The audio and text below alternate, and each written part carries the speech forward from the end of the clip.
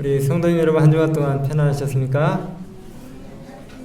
지난주에 그 책장을 정리하다가 2005년도 사업계획서를 이렇게 봤는데, 그때 남녀 집사님 합쳐가지고 한 20명이 좀 안 됐던 것 같아요. 근데 오늘 우리 여집사님들 43명 중에서 일부 나오셔가지고 찬양을 하는데, 참 헌신을 다짐하는 찬미가 아주 마음에 큰 감동을 주었습니다. 귀한 찬양 들려주셔서 감사합니다.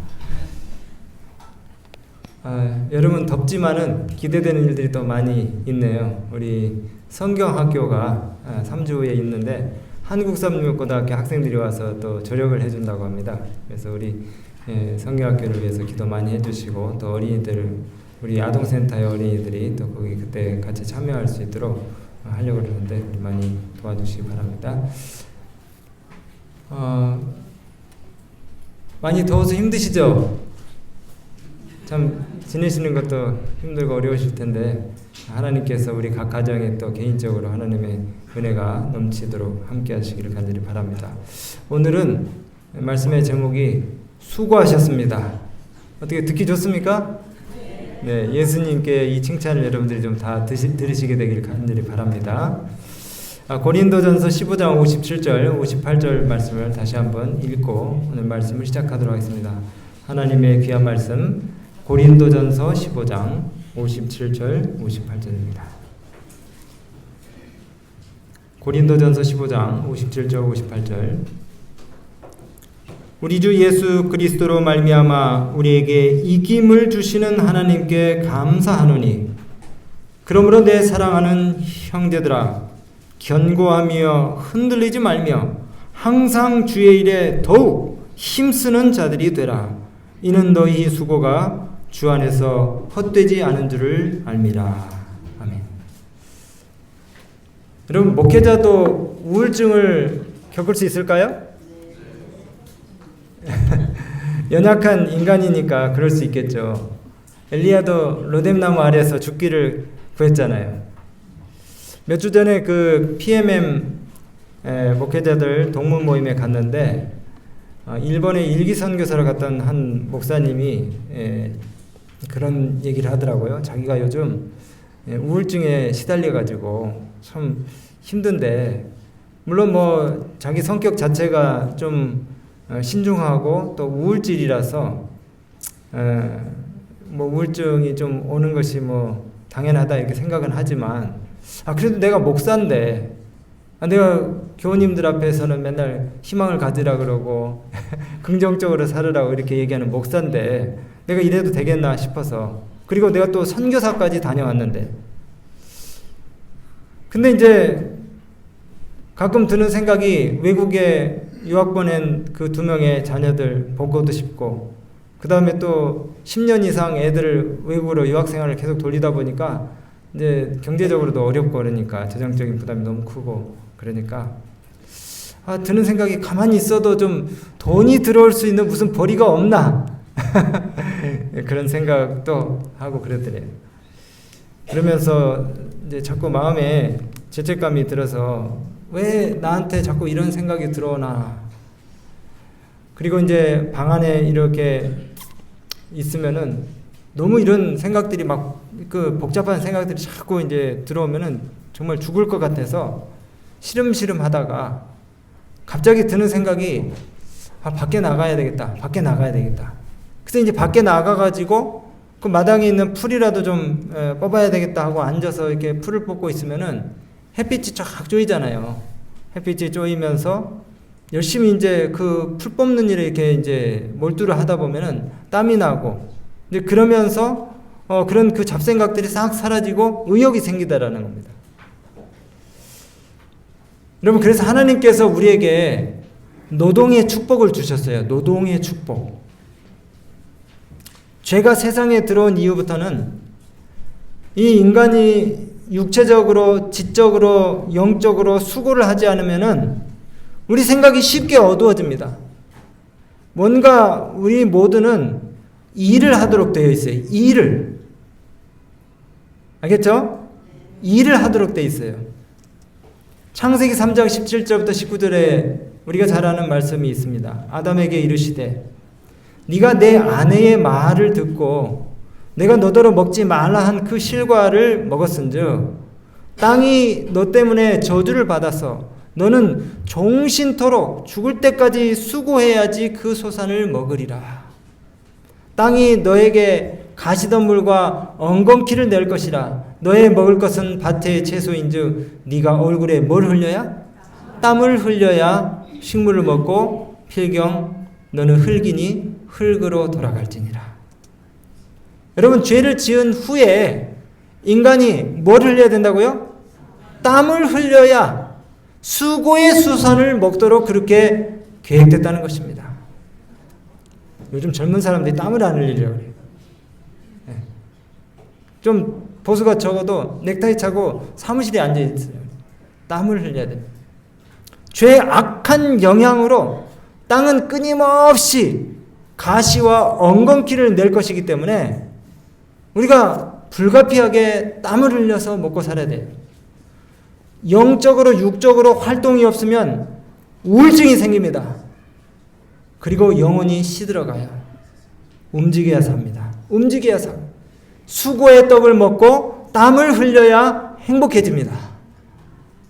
아우 더워 하면서 날씨 탓을 하지 마시고 옷이 그냥 흠뻑 젖더라도 나가서 땀을 흘려야 돼요. 요즘은 욜로족이 가고 파이어족이 왔답니다. 파이어족. 파이어 빵 해고시킨다는 게 아니고요. 빨리 해고당하고 좀 은퇴를 빨리 해서 일찍 좀 편안하게 살고 싶다는 거죠. 재정적으로 걱정을 하지 않고. 그러니까 이게 좋긴 한데 이게 40대 중반에 은퇴를 빨리 하려고 그러면은 빨리 돈을 벌어야 되겠죠. 그래서 이런 사람들은 진짜 아주 정말 이 죽을 정도로 친한 사람 아니면은 이 애경사에도 안 간대요. 가까운 사람 애경사에도 안 가. 부조금 나가니까. 어떻게 해서든지 모으고 재테크하고 그 다음에 주식 투자하고 이렇게 해가지고 30대 후반이나 40대 전에 기반을 마련해서 그냥 일 다 때려치운다는 겁니다. 소득의 70% 이상을 갖다가 저축을 해가지고 은퇴 자산을 만드는 파이어족이에요. 요즘은 또 그 힘들어서 들어간 그 공무원 이걸 그냥 그만두고 퇴사하는 젊은이들이 또 많더라고요. 옛날에는 뭐 공무원 되기 위해서 그 어려운 시험 통과하고 그 다음에 명문대학교 나와서 그 공직에 들어갔는데 곧 들어가면 진짜 무슨 별이라도 딴 것처럼 이렇게 좋아했는데 지금은 5년, 3년 일하고 그만둔대요. 왜 그래요? 워라벨. 워라벨이 뭐예요? 일과 생활을 즐기는 것을 균형을 이루면서 살고 싶다 이거예요. 내 죽도록 일할 이유가 뭐가 있냐 이겁니다. 뭐 좋은 의도로 생각할 수도 있지만은 주 뜻은 이겁니다. 일 안 하고 그냥 좀 놀면서 살고 싶단 말. 나만을 위해서, 나를 위해서, 우리 가족만을 위해서 좀 즐기면서 살고 싶다 이겁니다. 여러분 어떻게 그렇게 살면 행복할까요?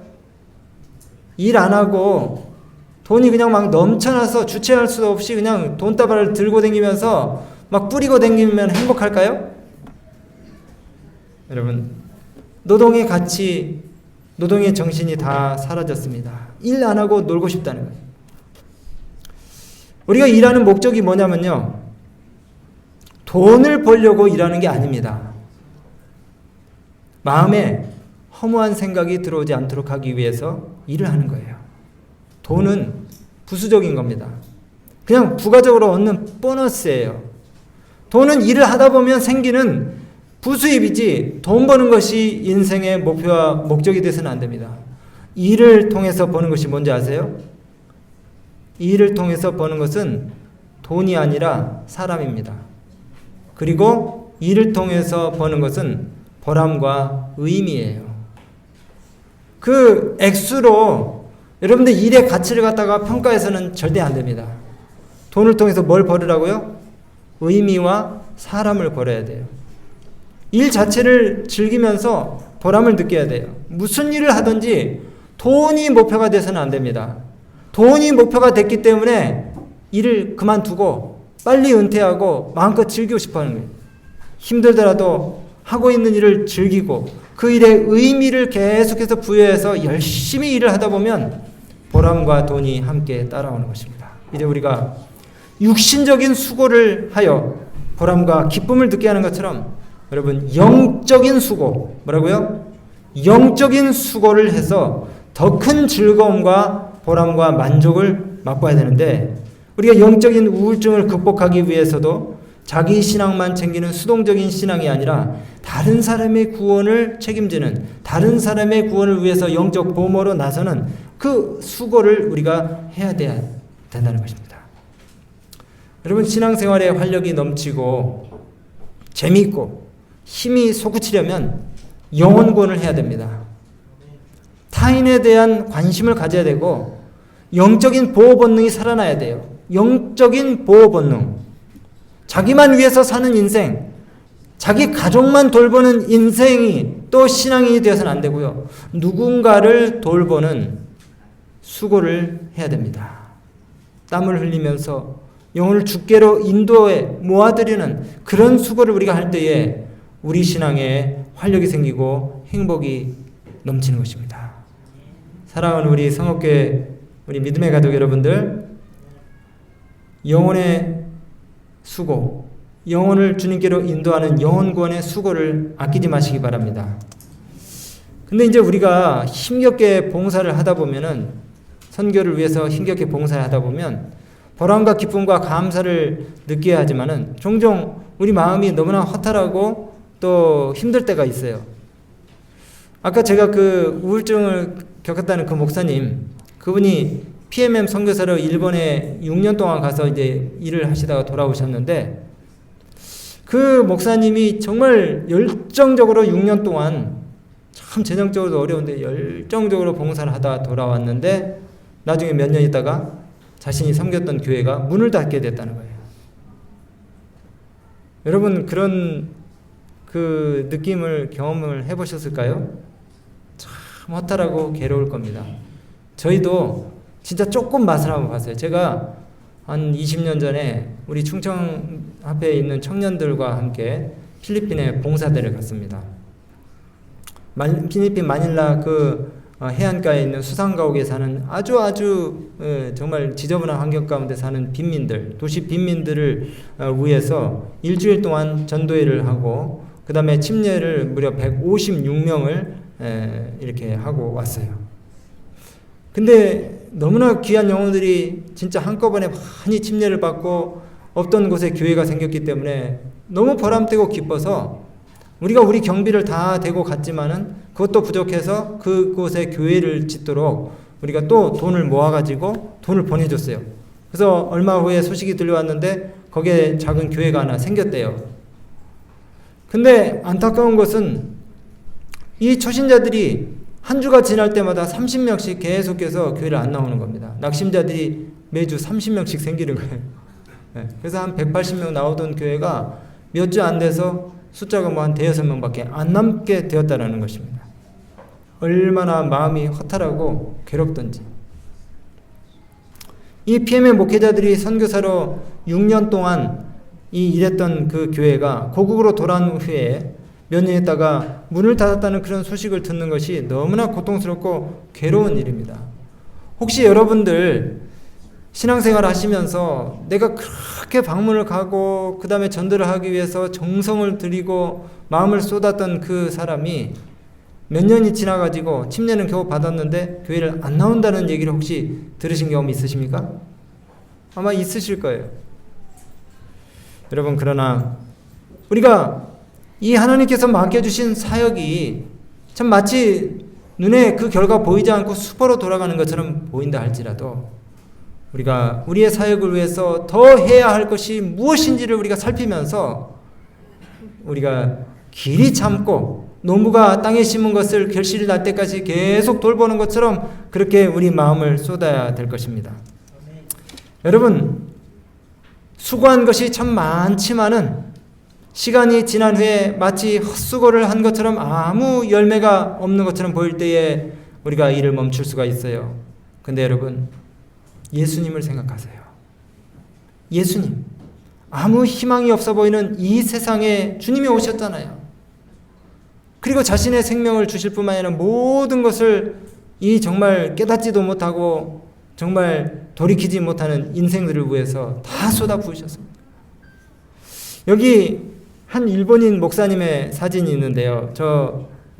노인 할아버지 이 스즈키 시게하루 목사님에 관한 이야기를 제가 오늘 들려드리려고 합니다. 이분은 일본 그 개척 선교를 간 PMM 목회자들의 든든한 신앙적 그다음에 영적 재정적 응원군이시고 또 후원자셨는데 2003년도에 부가테지유에서 복음의 불모지, 우리 지회 내에 있는 복음의 불모지 일본하고 대만에 6년 동안 선교를 할 목사님들을 모집을 해가지고 파송을 했습니다.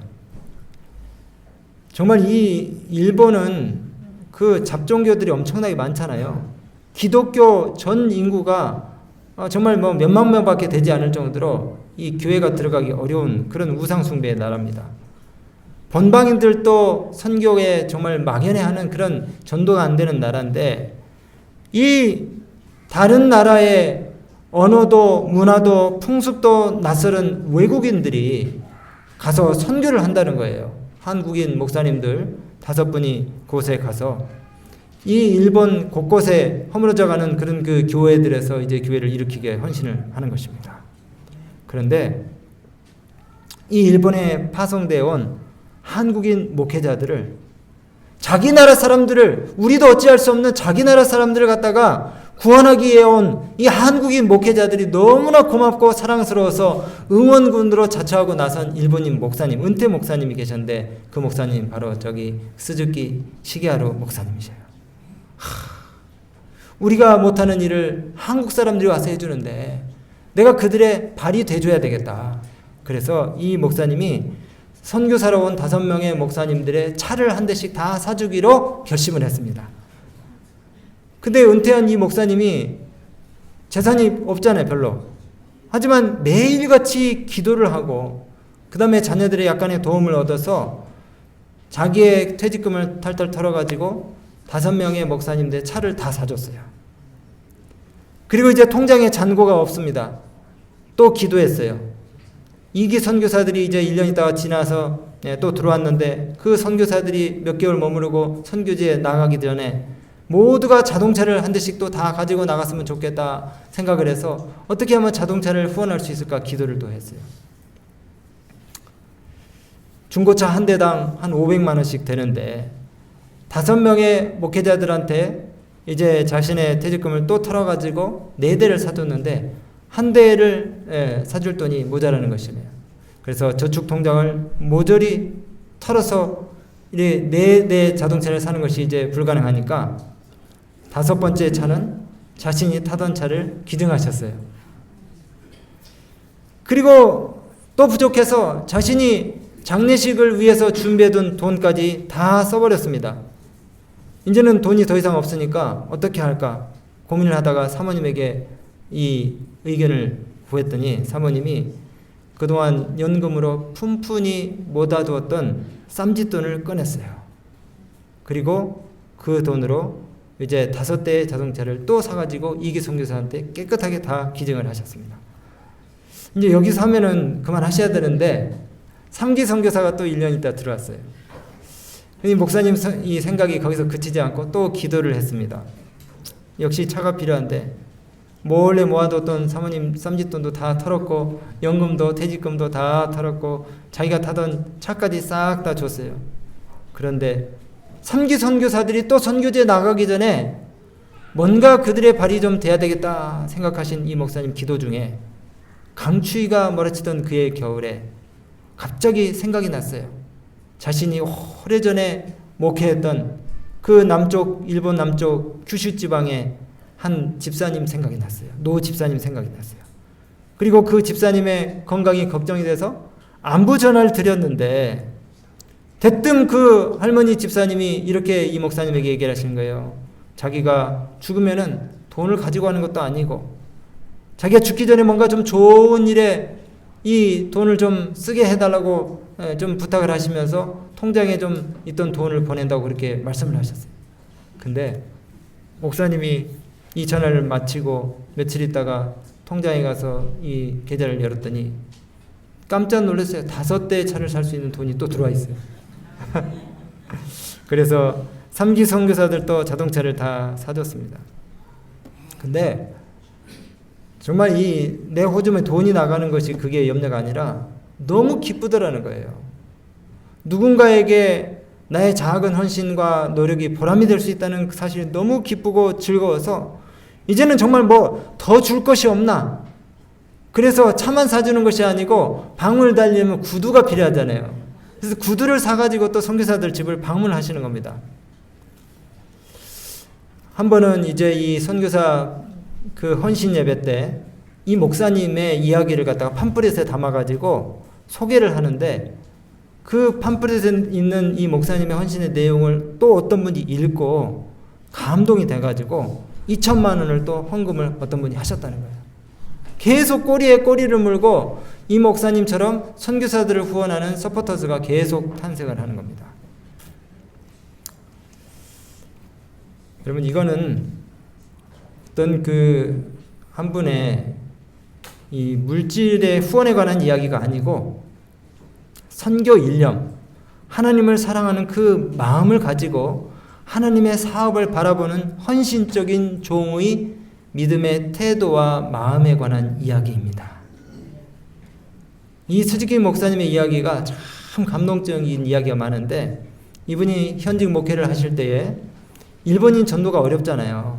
그래서 본인이 목회를 하면서 평생 동안 정말 이 목회 사업을 하면서 하나님의 마음을 흡족하게 해드릴 만한 그런 결과를 이루지 못하는 것에 대한 늘 마음의 책임감과 부담이 있어서 정말 자신의 사역에 큰 성과가 없었지만은 눈물을 흘리면서 하나님의 성업을 받던 후에 그리고 은퇴를 하신 후에 노년에 좀 더 보람 있는 일을 하시려고 하다가 바로 이 선교사들이 들어온다는 사실을 알고 이렇게 이제 후원을 하시게 된 거예요. 근데 더 감동적인 것은 선교사들을 그냥 물질적으로 후원하고 끝내버리는 것이 아니고 그들의 형편을 살피고 그들을 위해서 기도하고 그들을 방문하시는 거예요.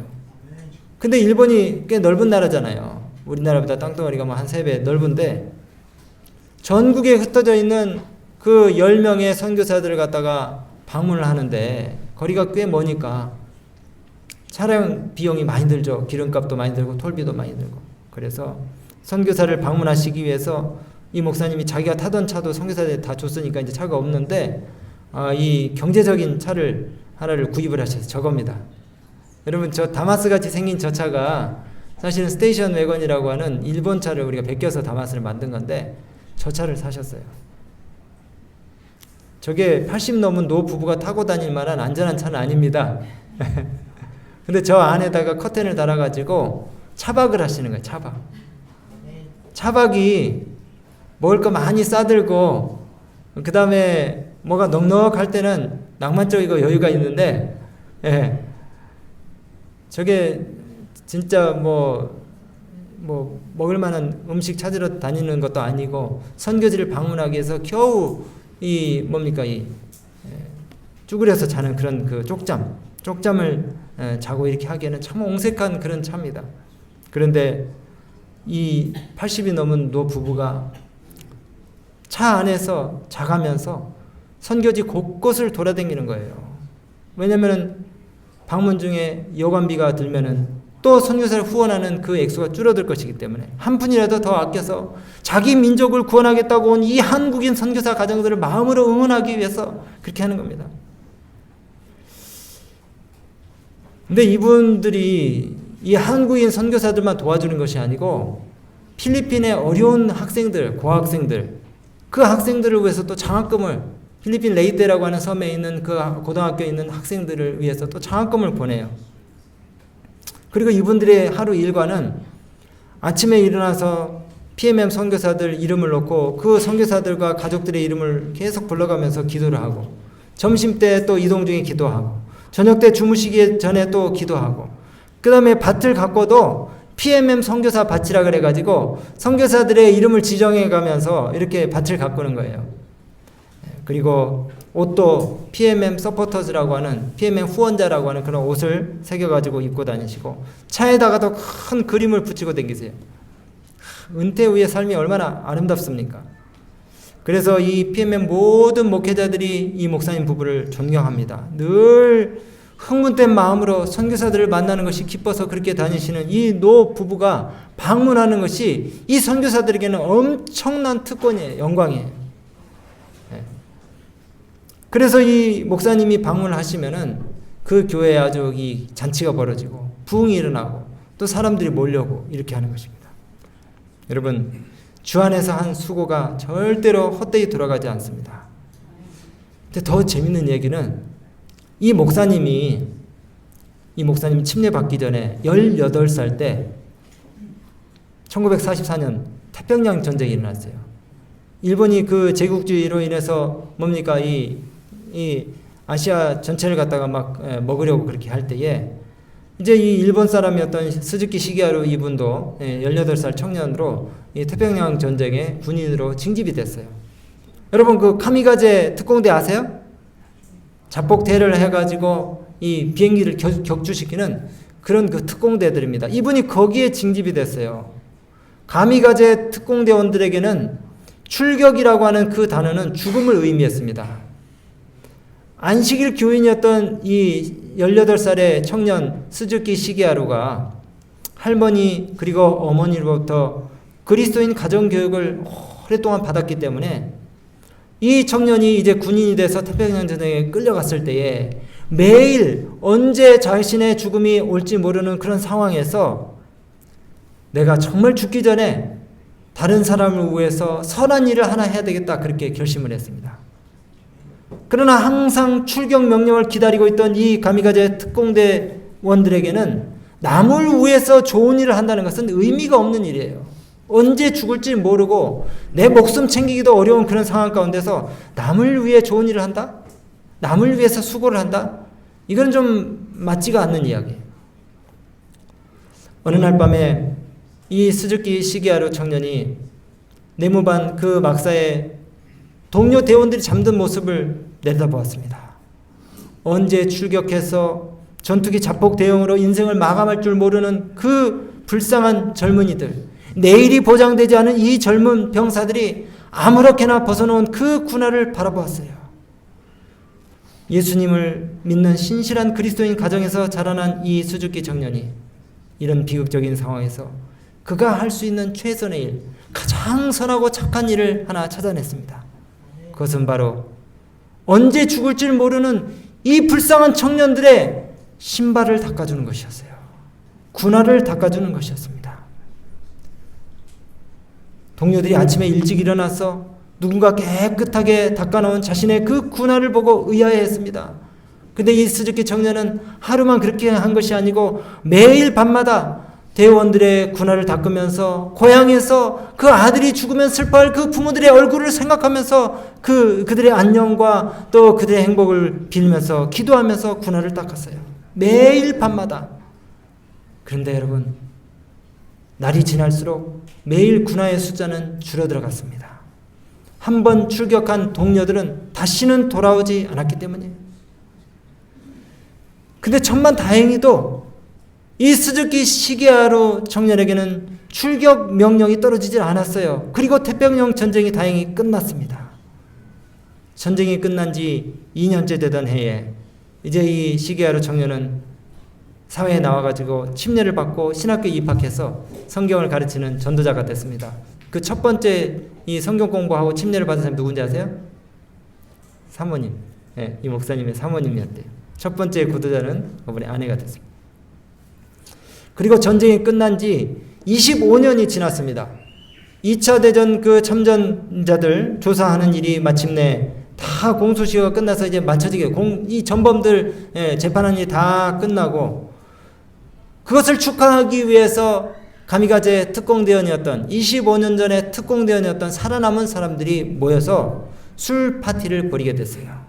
그런데 술을 마시지 않는 이 스즈키 시게하루 이분의 좌석은 디귿자 좌석 가운데 맨 끝에 배정이 됐습니다. 그리고 한참 술 파티가 벌어지는 중간에 출격 명령을 그때 당시에 이 명령했던, 그리고 출격 명단을 작성했던 고바야시 대위가 일어나서 한 사람씩 악수를 하며 부하들이 죽음의 장소로 내몰았던 그 과거 일을 사과를 했어요. 자기가 명단을 다 작성하고 너 하면서 출격 명령을 내린 그 사람들은 다 뭡니까? 죽음의 전쟁터에서 돌아오지 못했어요. 그래서 살아남은 사람들에게, 그러나 그 사람들은 행운이죠. 살아남은 사람들에게 자신이 출격 명령 이 리스트를 짰다는 것이 너무나 미안해서 사과의 악수를 쭉 건네는데, 마침내 수줍기 이 청년 앞에 이 고바야시 대위가 섰을 때 정중하게 머리를 숙이면서 이렇게 얘기를 합니다. 어느 날 밤 화장실을 갔다 오다가 자네가 전우들의 군화를 닦고 있는 것을 보았네.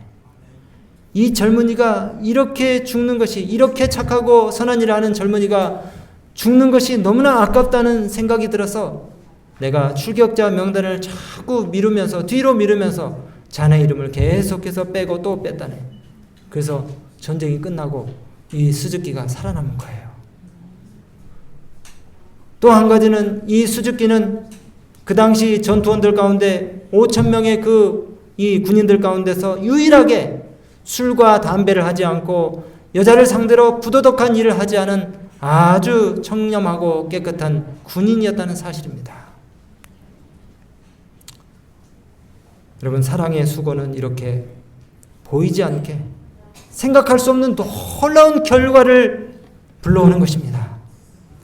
여러분, 사랑의 수고 또 헌신의 땀방울을 흘리시게 되길 바랍니다. 우리가 꼭 신앙적인 장소에서 아니라 할지라도 우리가 속한 사회에서, 가정에서, 그리고 직장에서 계산하지 말고 여러분들의 사랑의 수고를 쏟아부으시게 되기를 간절히 바랍니다.